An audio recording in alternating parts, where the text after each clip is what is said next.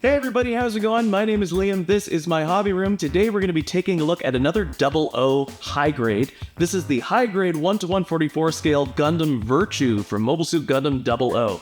This kit came out in 2007. It's a big one. It's a big old bulky guy. And I've actually been really looking forward to this build because it's a kit that I didn't really like in the beginning, and I've really grown to like it over time.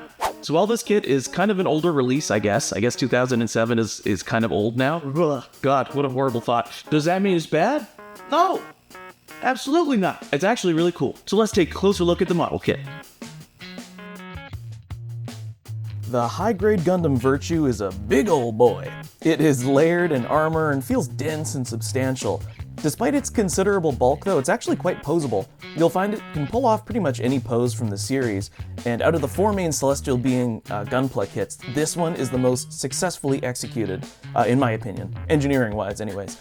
There are a lot of hollow spaces, but they aren't really too bad, and mostly they're out of view, and is probably the most color accurate of the 4 main models of Season 1 right out of the box. Though the colors are fairly plain, that's how it looked in the show. However, like literally every Gunpla ever made, it will look much better with some painting. Still, while the Exia, the Dynamis, and the Curios all felt less than stellar out of the box, the Virtue is ticking all the right boxes for me. It's a great canvas to start from.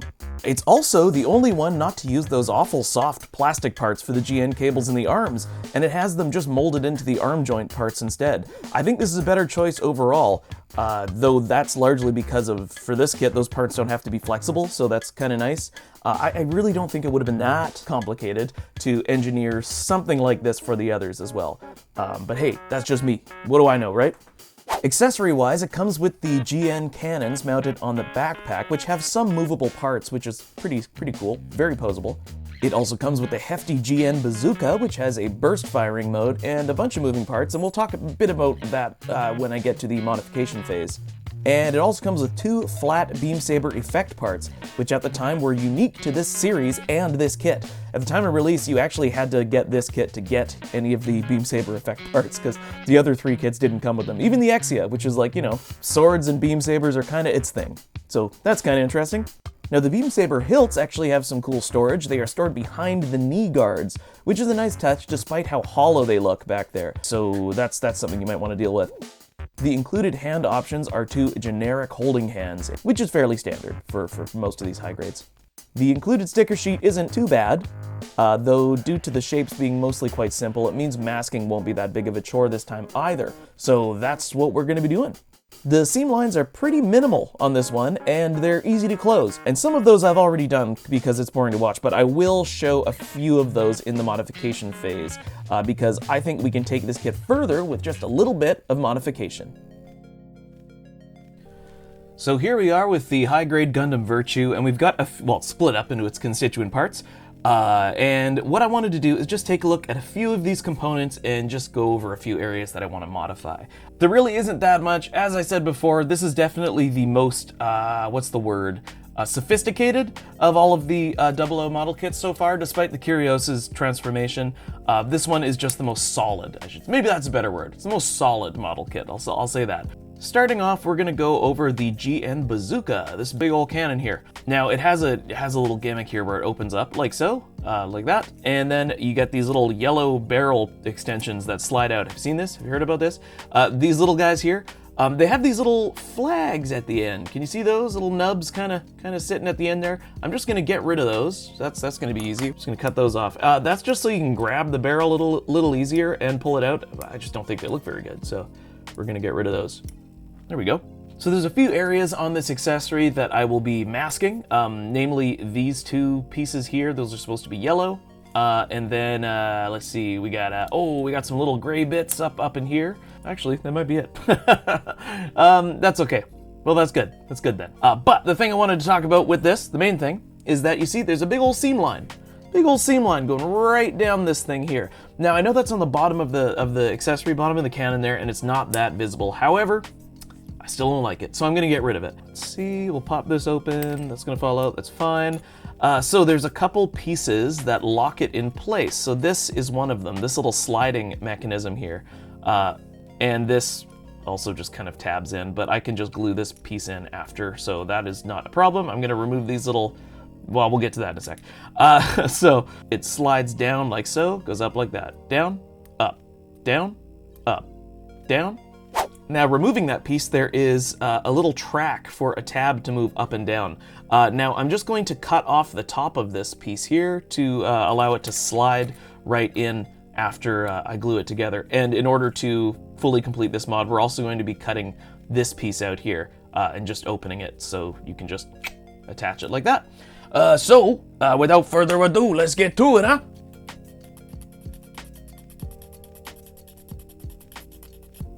This is a little fun little saw blade here. Doesn't have to look very pretty because this is not really that visible. Actually, it's not visible at all. So I'm not too worried about the end result, which is good because I'm making it look pretty awful. So this little piece here, we're just gonna cut the top of that off and then we'll be able to slide the track into place, or slide the tab into this track here. So let's just do that like so. Ta-da! There we are. Well, might need to be cleaned up a little bit more, but you get the idea. That's where this piece will go. Only one thing here remains on this mod to get it to be working the way we want it to be, or the way I want it to be, I should say. I'm not sure how you feel about this. I haven't asked. How do you feel about it? Okay, thanks for sharing. Back to what I want. So here is a yellow piece, and this yellow piece here has to slide along this track. It doesn't have to. That's just the way it's designed. All kinds of things can happen in Gunpla.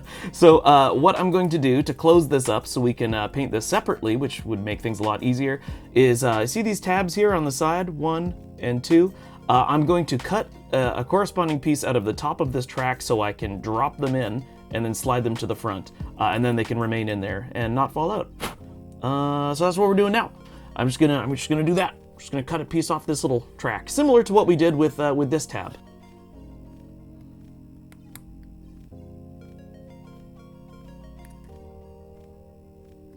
And does it fit? It does. That's the most important part. You know, that's what we're doing the whole thing, I guess. Now just to the other side, which I put here. Here it is. All right, now let's just test this whole thing to make sure it works and I haven't just told you a load of bullhickey, which I occasionally want to do. So, our mods should work just fine. Let's just plug that in. Hey, look at that. Like a glove, baby. And then this. Also, hey, perfect. All right, so hopefully you got that, because I can't do it again, because it's already done. So now we're just gonna cement this white part closed. So I got my cement. Try not to knock it over and ruin all my pieces. Speaking from experience, when painting Gunpla, it's really, really nice to be able to paint things separately when you can do so. You just have a little bit more freedom. For instance, all the inside of this is gonna be gray, and it's gonna be much easier to paint like this than it would be if it was all stuck together. So, you know, it's just those little things like that. Where are my clamps? Here they are. So I got these clamps here, and I'm going to clamp this shut and leave it for a while so that seam line closes up nice and evenly. I got these clamps on like AliExpress ages ago. Any old hardware clamps will do as long as they're not super, super tight, because otherwise they will start damaging your pieces. Actually, as an example, I have these, and these are much too powerful. These are just gonna completely warp your pieces. So don't use something like this. Use something that's plastic and not as firm. You want it to clamp, but just not too tightly, you know? You don't have to go crazy with it. Something my dad would say. Don't go crazy, man. Which is just sage advice from my dad. What were we doing again? Ah, yes, so now the top of the bazooka has another one of these slidey track thingies. However, it's much easier to use because, or much easier to do because, whoops, there it goes. There's this top panel that you slap down there and that locks this in place. So we don't have to do any modification there. We're just, yeah, that's about it. Except for those little nubs on the end that I already cut off. So we're all good. All good here. How are you? Oh yeah, another thing we want to do is this little piece here. This is like the barrel, I guess, or one of them. There's a whole bunch on this guy. He's got so many barrels. You can see here it is like a T-shaped, or I don't know what you call that. It looks like this. We want it to look slightly differently. Basically, we want to remove these tabs on the bottom here on either side. That way we can just drop it into this thing when it's all cured up. So we're just gonna cut those off. Actually, you know what? Let's just do it this way. Hard angle with my hand here. I just wanted to show you what I'm doing, but it's kind of hard to do that. Just gonna cut that off, and I'll clean that up in a sec. Now on this side here, There we go, nice sharp blade. That'll do the trick. Yeah, so we'll just clean this up and then we can drop it into the bottom jaw of the cannon and then glue it in place. And you know, it'll be like it was meant to be that way. And it fits right here. There we go. Look at that. Boom. Bada bing. Hey, look at that. That's real nice. I don't know why I keep doing the voice today. Sorry about that. Tiny little piece of circular detail here that gets a little bit, well, there was a seam running down it, so I'm trying to remove it. Looked a little unseemly. It's a bad joke. Now this is the point in the video where I stop right now, thank you very much, and I talk about the Liam's Hobby Room Discord server because it's a lot of fun and I really like being in it. It's a nice little community. I can't remember how many people we got in there right now because I'm not great with numbers. Not great with numbers. We share what we're working on. We encourage one another, tips, tricks, that sort of thing. We have a lot of fun resources that we've shared. So anyways, if you like building Gunpla, if you want to see what other people are doing, or if you have modeling questions, hop on in. It's fun, it's free, it's a nice place to be. Oh, speaking of, I got some cool artwork. Now I bought something from the Mythical Wage's store. Is it Wage? I've never really said it out loud. I'm pretty sure his username is Wage. Oh, also, first of all, look what he drew. Look what he drew on it. Look at that. Look at that. It's me. It's me. It's the little glasses. I was so excited when I saw that. That's wonderful. Okay. Woo! Nice. But anyways, look at this. That's sick. That's cool. What else do we got here? Oh, the Barbatos Lupus Rex. And some stuff from G-Quacks. Gundam Quacks again. Ooh. So this is great. Thank you very much, Wage. This is awesome. I'm going to put these up somewhere in here. I'll find a spot. This is very exciting. I'm going to link his design store down in the description below, so take a look if you want some cool Gundam artwork for your hobby room. Anyways, back to the video. So the backpack is pretty much perfect. There's not really a whole lot we have to do with it. There's the only hollow space is underneath these GN cannon things, and we'll never see that while it's on the kit, so it's not a big deal. The only thing I have to do is actually finish closing these two seam lines on the bottom here, which I kind of didn't do. And there's a bit of flash, actually. Now that I'm looking at it, I'm just going to scrape it off. Okay, so let's fill these little seam lines with some plastic putty. Tamiya Basic Type Putty, a modeler's best friend. I say a modeler's best friend, but I didn't get a birthday invitation from Tamiya Basic Type Putty, so maybe we're not really as close as I thought we were. Did I even cement these? I might not have even cemented them. That might be why. Alright, so now these can sit over here with the rest of the stuff that's curing, and we can get back to doing whatever it is we were doing. What were we doing? So, the arms look good. Not a whole lot of stuff to do on these. There's going to be some masking. So in this area, I am going to do a little bit of scribing. This is hard to do on camera. This is a really awkward angle, but I just so far have not been able to find a good one. Unless I like mounted the camera on my head. And then I think everyone would get really dizzy, so probably not gonna do that. But this seam line on the top here, we're gonna want to fill in. Usually I have all of the seam lines closed already before I begin a build, but what I'm gonna start doing is leaving the ones that I think should be like mentioned for some notable reason, and then we can go over them together, because that, you know, might be helpful. All right, so let's take a look at the torso. Well, yep, that's a torso, all right. I closed the seam lines on the top here that were running just through the middle of this gray piece, and that was pretty much it. It's pretty much all that really needs to be done on this one. That's fine. So we can move on. And the last thing we'll look at while we're waiting on all this stuff to cure is the waist unit. Now, it is fine structurally. There's nothing really wrong with it. It's just, as you can see, big hollow space. We're gonna have to deal with that. I've started to fill in these top pieces with epoxy putty, so I'm gonna sand those down because those are cured. Now these little side skirt pieces are interesting. They have this kind of like dog-eared piece here that is open on the side. I think that's supposed to be solid. I haven't really noticed it be that visible though. Like once this thing is all together, I'll just pop this on for the sake of, yeah, maybe it is. What I'll do is I'll put a piece of pla plate there, and that should kind of close that up. Now this piece down here is supposed to be hollow, apparently, so we'll leave that open. Now on the inside here we have a few more hollow spaces. Those are fine, I'm not really concerned about that. And then these pieces here are going to be masked off and painted gray. So once I sand these pieces out, I'm going to cut some pla plate and pop them in here to roughly match this size. And then that's pretty much all we're gonna do with the waist. Sorry, what is this, waist? Hips? This is the waist, these are the hips. I think that's how it works. I don't know, I'm not a doctor.